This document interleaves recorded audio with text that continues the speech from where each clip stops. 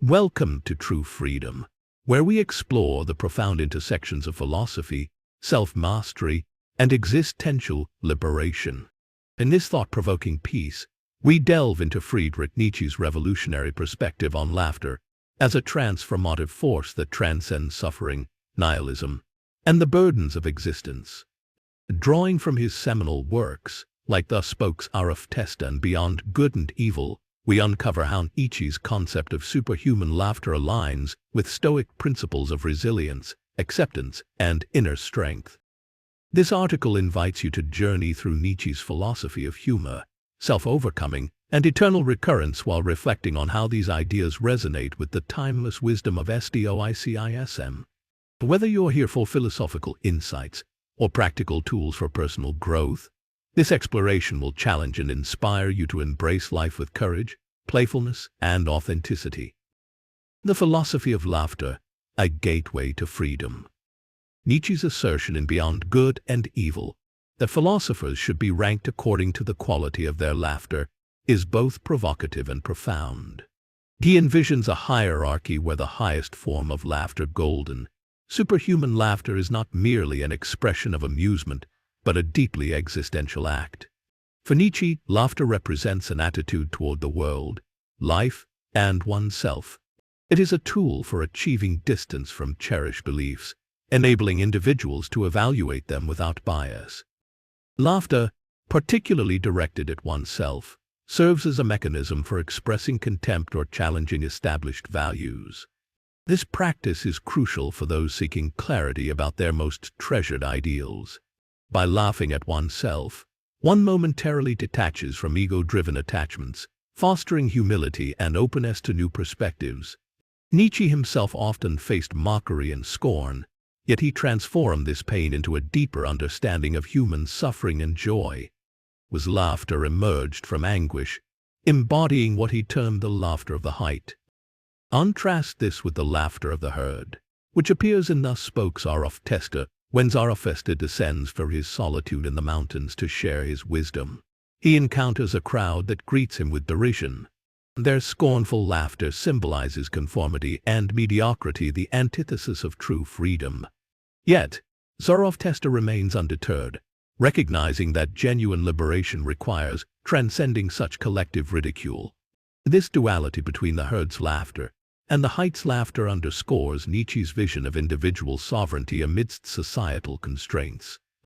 Nietzsche's emphasis on laughter resonates with Stoicism's focus on emotional resilience. Both philosophies encourage us to confront life's adversities with equanimity, using humor and rational detachment to navigate challenges. For Nietzsche, laughter is not escapist, but affirming. It acknowledges the absurdity of existence while celebrating the infinite possibilities of self-creation. The metamorphosis of the spirit, from camel to child. Central to Nietzsche's philosophy is the metaphor of the spirit's three transformations: the camel, the lion, and the child. Each stage represents a progression toward greater freedom and self-mastery, echoing Stoic teachings on discipline and virtue. The camel, the first transformation, demands bearing heavy burdens willingly.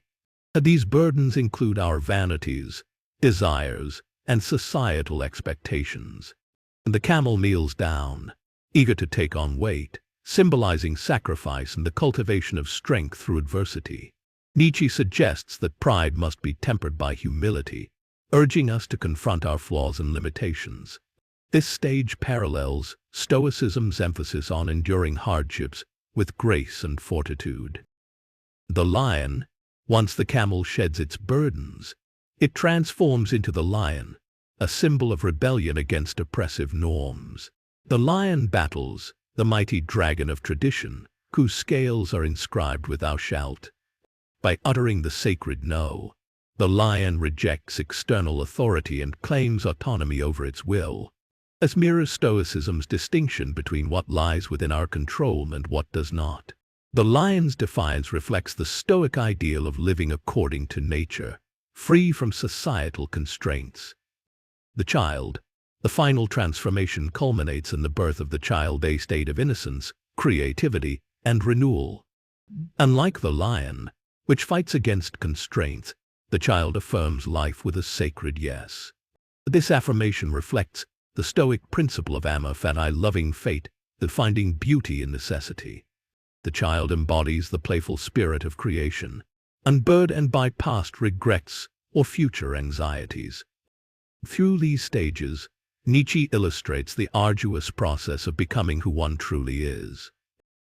While the child signifies a new beginning, it also acknowledges the ongoing nature of self-creation.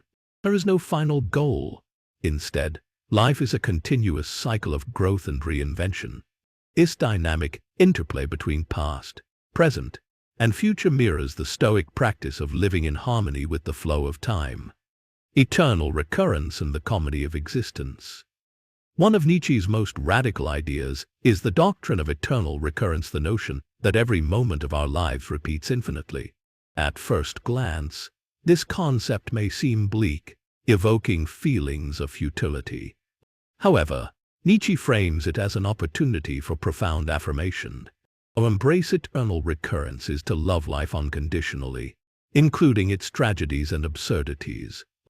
Zarathustra's encounter with the shepherd exemplifies this principle. When the shepherd bites off the snake's head, he undergoes a metamorphosis, rising above his suffering with triumphant laughter. This laughter is not born of denial, but of acceptance. It acknowledges the inherent comedy of existence. Life itself becomes the ultimate joke, a cosmic farce that defies rational explanation. This perspective resonates with Stoic teachings on accepting the natural order of things. Both philosophies encourage us to find meaning in the face of chaos, whether through laughter or disciplined action. Nietzsche challenges us to descend into discomfort, confronting the depths of our despair to emerge stronger and more joyful. As he writes, "He who wants the greatest possible amount of pleasure must also have the greatest possible amount of pain." This harmony of opposites reveals the interdependence of tragedy and comedy, pain and joy.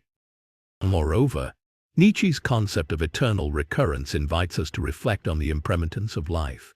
By embracing the cyclical nature of existence, we learn to cherish each moment as if it were both unique and infinite. This mindset fosters gratitude and mindfulness, aligning closely with Stoic practices of focusing on the present. The social dimensions of humor and individual liberation. While laughter can foster social cohesion, it also has the power to isolate. Zarathustra's solitary laughter exemplifies this tension. Free from societal constraints, he embodies the archetype of the liberated individual who laughs at the absurdity of existence. However, this freedom comes at a cost. It requires abandoning the security provided by group affiliations. For many, the fear of ostracism prevents them from questioning shared beliefs or pursuing unconventional paths. Nietzsche urges us to shed these security blankets and expand our horizons. By doing so, we unlock the full potential of our sense of humor, transforming it into a vehicle for creative self-expression and existential insight. Yet, Nietzsche's laughter is not cynical or dismissive. It is rooted in Amor, Fati, a love of fate that celebrates the necessary aspects of life. He writes, "I want to learn more and more and more to see as beautiful what is necessary in things. Then I shall be one of those who make things beautiful." This attitude aligns with Stoicism's focus on cultivating gratitude and resilience in the face of adversity. Furthermore, Nietzsche highlights the dual nature of laughter. It can both unite and divide. Shared humor creates bonds, fostering a sense of belonging. However, when laughter mocks or ridicules, it reinforces hierarchies and excludes others. Zarathustra's laughter transcends these dichotomies, offering a model of humor that affirms life without diminishing others. The role of laughter in self-creation. Nietzsche's philosophy emphasizes the importance of self-creation, a process he describes as an ongoing integration of character traits, habits, and actions. This task begins only after achieving the final metamorphosis of the child, representing a new beginning. However, self-creation is not a linear journey. It involves constant reflection, adaptation, and renewal. Laughter plays a pivotal role in this process. By laughing at ourselves, We acknowledge our imperfections and vulnerabilities, fostering humility and self-awareness. This practice enables us to approach life with a lighter heart, unburdened by the weight of perfectionism or self-criticism. Moreover, laughter helps us navigate the paradoxes of existence. Nietzsche suggests that life's greatest joys often arise from its deepest sorrows. By embracing this duality, we cultivate a sense of humor that transcends mere amusement, becoming a source of profound wisdom and resilience. Conclusion: embrace the laughter of true freedom.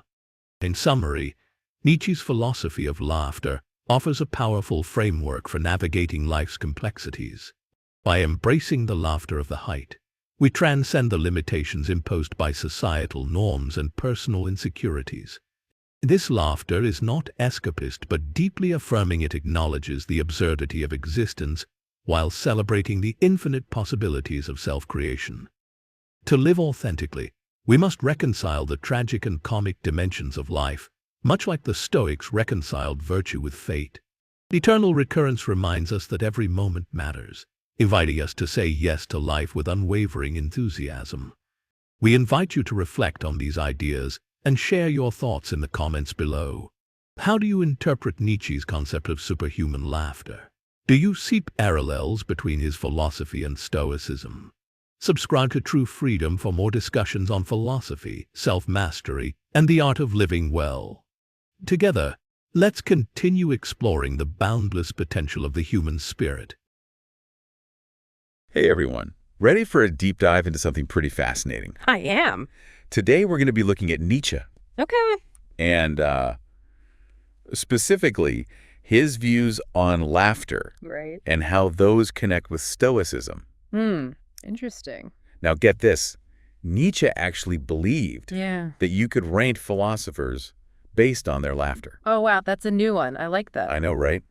So that should give you an idea of just how important he thought this was. Well, yeah. But to start off, Yeah. can you give us like a quick overview of how Nietzsche viewed laughter? Like, was it just about amusement for him? So for Nietzsche, laughter was way more than just a chuckle or a giggle. It was actually like a powerful tool, almost like a philosophical tool that you could use to challenge all those beliefs that we kind of take for granted, Right. and to help us see the world and ourselves in a clearer way. So not just accepting things at face value, but using laughter to question them. Yeah, exactly. He was really big on not just blindly following the crowd.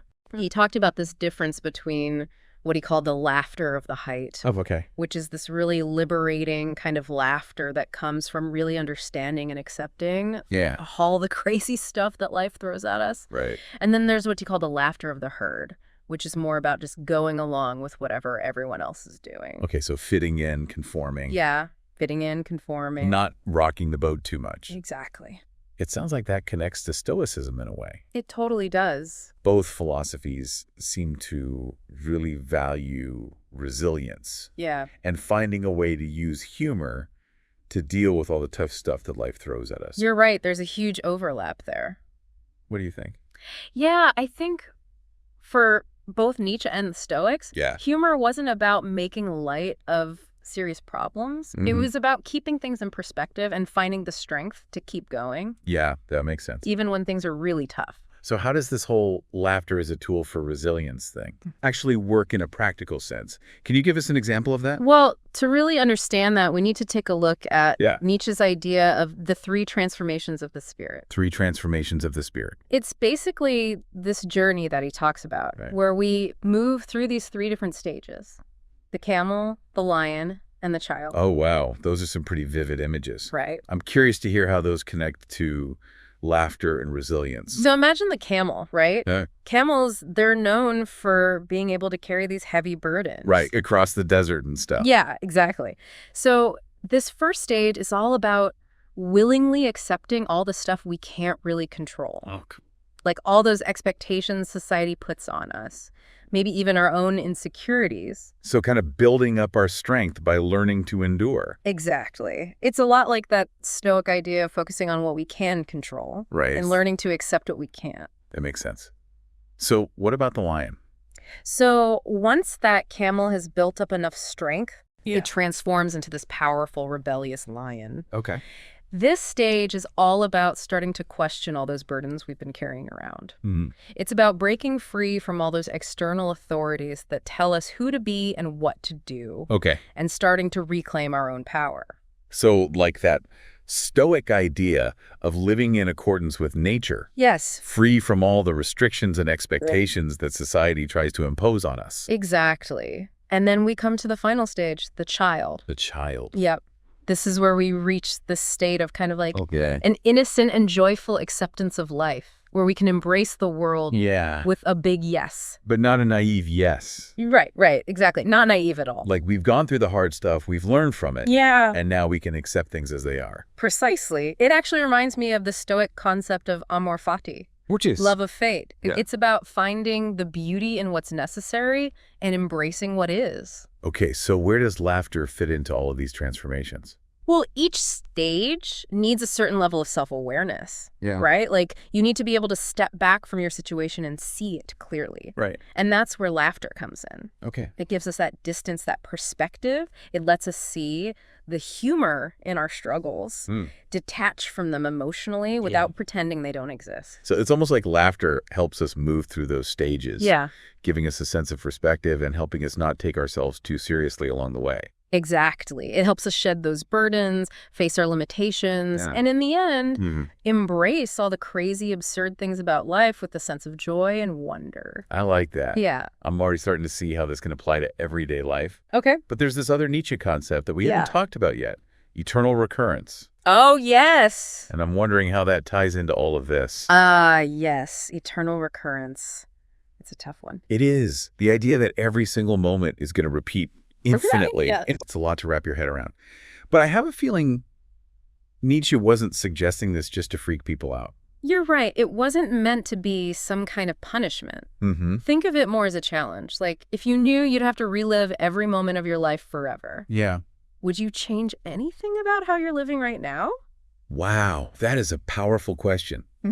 It would definitely make me think twice about some of my choices. Exactly. And that's the point. Embracing eternal recurrence means choosing to live in a way that you wouldn't hesitate to experience it all again. The joys and the sorrows, everything. Okay, so where does laughter fit into this whole eternal recurrence thing? It seems like a pretty serious topic for humor. Well, think about it this way. If we can laugh at the absurdity of it all, Okay. the fact that we're these tiny little beings in this massive universe just going through these repeating motions over and over, Right. that laughter becomes incredibly freeing. Okay. It lets us let go of that need to control everything and just enjoy the ride. Like finding the cosmic joke in it all. Precisely. And the Stoics would totally agree with that. They were all about finding meaning in the midst of chaos. Yeah. And laughter was a key part of that for them. Okay, I'm starting to see how all these ideas connect now. By learning to laugh at ourselves, at the world, at the whole cosmic dance, Yeah. we can achieve this level of freedom and acceptance that lets us really embrace life, Yeah. even with all its imperfections and challenges. You got it. That's exactly what we're trying to get at here. So laughter isn't just about amusement. It's about finding a way to navigate all the complexities of life with a sense of perspective, resilience, and ultimately joy. Couldn't have said it better myself. I'm really starting to see how powerful this can be. But I feel like we've only just scratched the surface. Oh, there's so much more to explore. Where do we go from here? Well, next we'll delve into how laughter helps us create ourselves. Okay. How we become the authors of our own lives. That sounds great. Yeah. But before we move on, I want to quickly summarize what we've covered so far. Sounds good. We've established that Nietzsche saw laughter as this really important tool for self-discovery and personal growth. Right. And we've also explored how it connects to Stoicism, with both philosophies emphasizing resilience and finding humor in the face of life's difficulties. We also talked about Nietzsche's 3 transformations of the spirit: Right. the camel, the lion, and the child. Yeah, each stage representing a step towards greater self-awareness and freedom. And of course, we couldn't forget about eternal recurrence, The big one. which really encourages us to live a life that we wouldn't regret repeating over and over again. Absolutely. All pretty heavy stuff, but somehow when we bring laughter into the mix, Yeah, it all feels a bit lighter, more manageable. I agree. I'm really excited to keep exploring this. Me too. All right, so we've talked about how laughter helps us be more resilient and face those inevitable challenges in life. But now I'm really interested in this idea you mentioned. Laughter is a tool for self-creation. Yeah. It sounds kind of counterintuitive, doesn't it? Yeah, it might seem that way at first. Like, how can laughing at ourselves help us become better versions of ourselves? Well, it's important to remember that Nietzsche's view of self-creation wasn't about, like, rigidly trying to force ourselves into some predefined mold. Okay. It was much more about embracing this ongoing process of becoming. And laughter, he thought, played a really crucial role in that. Okay, so less about achieving some perfect me and more about this constant journey of self-discovery. Exactly. But I'm still a little fuzzy on how laughter fits into that. Well, think about it. We often take ourselves way too seriously, right? Oh, yeah. Always striving for perfection, Yeah. getting caught up in judging ourselves. And laughter allows us to kind of step back from all that intensity, Okay. acknowledge our flaws and imperfections without being so hard on ourselves. So it's like giving ourselves permission to be human, Yeah. to mess up and learn from it without all the self-criticism. Exactly. And that's incredibly freeing. Yeah, I can see that. When we can laugh at our own mistakes, Uh-huh. we loosen the grip of perfectionism Okay. and create this space for growth and change. We're less afraid to experiment, try new things, embrace the unknown. It's like that saying, you win or you learn. Yeah. But with laughter, it becomes more like you win, you learn, or you laugh, and then you learn even more. I love that. It captures it perfectly. There's a certain lightness, a playfulness that comes with being able to laugh at ourselves. Right. It helps us let go of that need to always get everything right Exactly. and instead just embrace the journey of becoming who we are, Yes. imperfections and all. Yeah. Okay, I'm getting that. Yeah. But isn't there a danger of taking things too lightly? I mean, don't we need a certain level of seriousness to Yeah. actually achieve our goals? Of course, it's all about finding the right balance. Okay. Nietzsche wasn't suggesting we should live a life of just frivolous amusement. Right. It's not about shirking responsibility or avoiding hard work. It's more about approaching life with a perspective that allows for both seriousness and playfulness. So finding that sweet spot where we can be dedicated to our goals, but not so fixated on them Yeah. that we lose sight of the enjoyment of the process. Exactly. It's about recognizing that the journey of self-creation Yeah. is just as important as the destination. Okay. And laughter helps us fully engage with that journey, Right. with all its ups and downs, Yeah. without getting bogged down by fear, self-doubt, or the pressure to be perfect. I'm starting to see how this could really change the way we approach personal growth. Yeah, It's like laughter gives us this superpower I like to that. step outside ourselves, see our struggles with a bit more clarity, Yeah. and approach them with renewed energy and a sense of possibility. You've got it. It's about remembering that we have the power to choose how we respond to things. And laughter can be a powerful tool in that process. Absolutely. And, Yeah. For Nietzsche, self-creation wasn't a solitary pursuit. It was deeply intertwined with our interactions with the world and the people around us. Exactly. And that brings us to another fascinating aspect of laughter, Okay. its social dimension. We touched on that earlier Uh-huh. with the story of Zarathustra and how his solitary laughter, Yeah, while liberating, also set him apart from others. right. So how do we balance this individual aspect of laughter with its social implications? That's a great question, and it's something we'll explore more deeply in the last part of our deep dive. Okay. But just to give you a taste, Nietzsche recognized that laughter can be both a bridge and a barrier between people. So it can bring us together, but it can also divide us. Exactly. Oh, that's interesting. Like, how does that work? Well, think about it. Shared laughter can create this amazing sense of belonging, connection, understanding. Right. It can strengthen bonds and build communities. But it can also be used to exclude, to mock, even to bully. Unfortunately, yes. And that's where that concept of the laughter of the herd comes back in. Ah, okay. It's the kind of laughter that reinforces social hierarchies, puts people down to make oneself feel superior, Right. goes along with the crowd even when it feels wrong. So it's not just about what we're laughing at, Right. but why we're laughing and what effect it has on others. Exactly. And navigating this duality, the power of laughter to both connect and divide, Yeah. is crucial for creating a more compassionate and understanding world. This has given me a lot to think about. I'm glad. I can already see how important it is to be aware of the different ways we use laughter Absolutely. and the impact it can have on others. Yeah. I'm really looking forward to exploring this more in the next part. Me too. Okay, so we've covered laughter as a way to become more resilient Mm-hmm. and even as a tool for self-creation. But as we were talking about at the end of the last part, Yeah.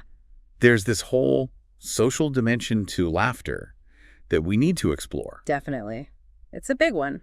It seems like it can be both a unifying force, Uh-huh. but also a way to divide people. Yeah. How do we make sense of that? That's the tricky part, right? Nietzsche was very aware of how laughter could be this double-edged sword. He saw how it could be used to create genuine connections, Okay, foster empathy and understanding, right. but also how it could be used in a negative way Okay, to enforce conformity, Yeah. exclude those who don't fit in, Yeah. to maintain power structures. so it's not just about whether we find something funny, No, not at all. but about the intention behind the laughter Exactly. and the impact it has on others. Right. It goes back to that distinction Nietzsche made between the laughter of the height Mm-hmm. and the laughter of the herd. Right. The laughter of the herd is often about maintaining the status quo, Okay. reinforcing those social norms, even when those norms might be harmful or unjust. It's like that saying, if you're not with us, you're against us. Yeah, exactly. And laughter can be used to draw those lines, It can. create that us versus them mentality. You got it. So that's why it's so important to be mindful of the kind of laughter we're engaging in and the kind of laughter we're promoting. Absolutely. Are we using humor to build bridges or to burn them? That's the question. Are we laughing with people or at them? It makes a big difference. That's such an important distinction. It is. It's like when someone tells a joke that's funny, Yeah. but also a little mean-spirited, Right. you might laugh along. Yeah. But there's that underlying discomfort Mm-hmm. because you know someone's being targeted or put down. Exactly. And that kind of laughter can be really harmful. Right. It erodes trust and creates divisions. Yeah. It reinforces a culture of mockery and judgment rather than one of understanding and acceptance. So how do we shift away from that? How do we cultivate a sense of humor that's both personally liberating Yeah. and socially responsible? Well, I think it starts with awareness. Okay. Recognizing that laughter is this powerful tool that can be used for good or for bad. Mm-hmm. But beyond that, it's about cultivating a certain kind of laughter, one that's grounded in empathy and compassion. So instead of laughing at someone else's expense, Right. we find humor in shared experiences, Yeah. the absurdity of life, Mm-hmm. in those moments of connection that help us see past our differences. It's about using laughter to build bridges, to foster understanding, Yeah. to celebrate our shared humanity, even when we disagree. It makes me think about those times when you're going through something tough Yeah. and a friend makes you laugh about it. I know exactly what you mean. Not in a way that dismisses your struggle, Right. but in a way that helps you see the humor in this situation. Yeah. Find a moment of lightness Yep. amidst all the darkness. That's the kind of laughter that can be really healing. Yeah. It reminds us that we're not alone in our struggles. It connects us. Exactly. So to bring this all together, Yeah. it seems like Nietzsche's ideas about laughter, especially when we look at them in connection with the Stoics, Right. offer this really powerful perspective on how to live a more meaningful and fulfilling life I think so too. by embracing the laughter of the height, Yeah. finding humor in our imperfections, in the absurdity of the world, in the vastness of the cosmos. Yes. We can cultivate a sense of joy, resilience, and connection Absolutely. that enriches not only our own lives, Yeah. but the lives of those around us. Couldn't agree more. And on that note, we'll leave you with this final thought to ponder. Okay. What would the world be like if we all chose to laugh with each other, not at each other, to use humor as a force for good, Yeah. to build a more compassionate and understanding world? That's a great question. One we should all keep asking ourselves. Thanks for joining us on this deep dive into Nietzsche and laughter. It's been a pleasure.